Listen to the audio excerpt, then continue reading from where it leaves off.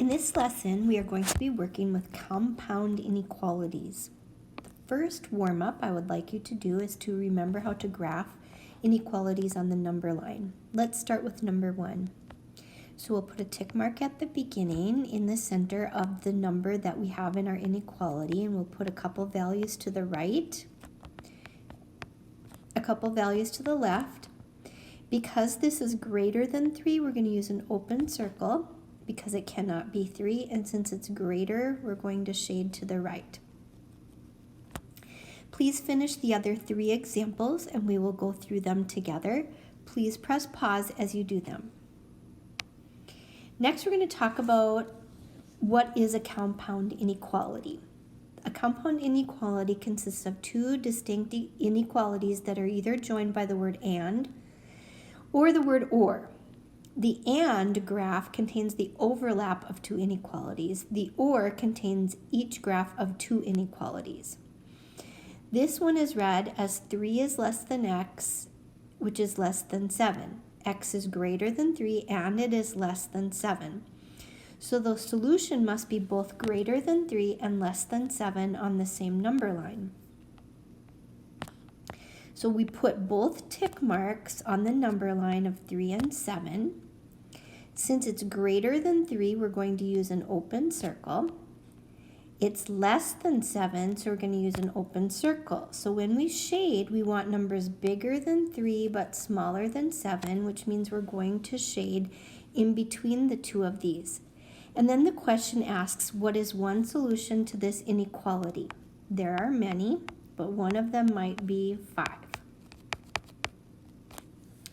So want to help you remember that when we are graphing with the word and, we will have 2 tick marks and we will be shading in the middle. So let's take a look at this one. Let's start with our inequality. We're going to put our tick mark at -2, our tick mark at 5.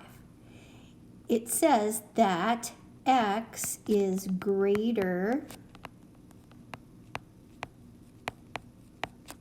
than -2 and less than or equal to 5. Because the open side of the arrow is open at the x, that means the x is bigger than -2 and -2 is the smaller number. We're going to put an open circle at -2 because it's not equal to, but a filled in circle at 5 because it is equal to, and we shade in between. One solution example to the inequality might be 0, and there are many others. Let's try another one. So we have 3 and we have 12. Both have equal signs underneath, so they're going to be filled in circles. Whoops, I'm putting that on the wrong spot.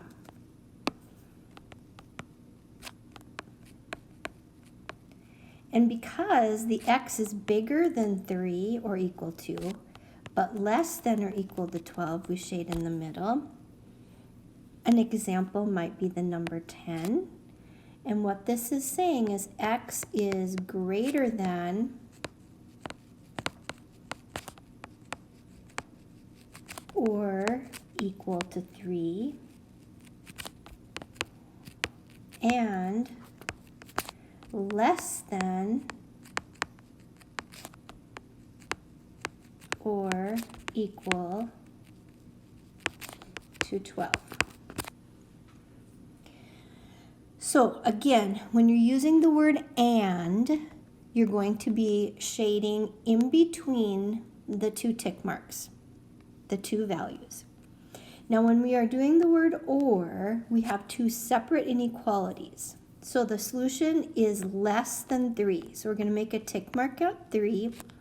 Less than means we're going to do an open circle, and less than goes to the left. Or it's greater than 7. So we make another tick mark with an open circle at 7 and we shade to the right. It says one solution to this inequality might be 0 because 0 is smaller than 3. But it wouldn't be greater than 7, but that's okay because it's the word or. Or means one or the other. Next one, we're going to make a tick mark at -3. keep wanting to put it on that line. -3 with an open circle, and since it's less, it's going to go to the left. Then we have a tick mark at 5. This time it's filled in because it can be equal to or and greater than, so it would shade to the right. So this means x is less than -3, or x is greater than or equal to 5. One solution might be the number 7 because 7 is bigger than 5. Let's try one more example. So we make a tick mark at 5 with a closed circle because it is going to be less than or equal to, and we shade to the left. Then we make a tick mark at 10 with an open circle because it says it's greater than, so it'll be shading to the right. X is less than or equal to 5, or x is greater than 10. One solution might be the number 3. So I'd like you to try these on your own. The first two are ands, where we are making our tick marks, making our appropriate circles, and then shading between because it's and. The last example would be or. They're going to go different directions. If you would finish those examples, please, for us to go through in class.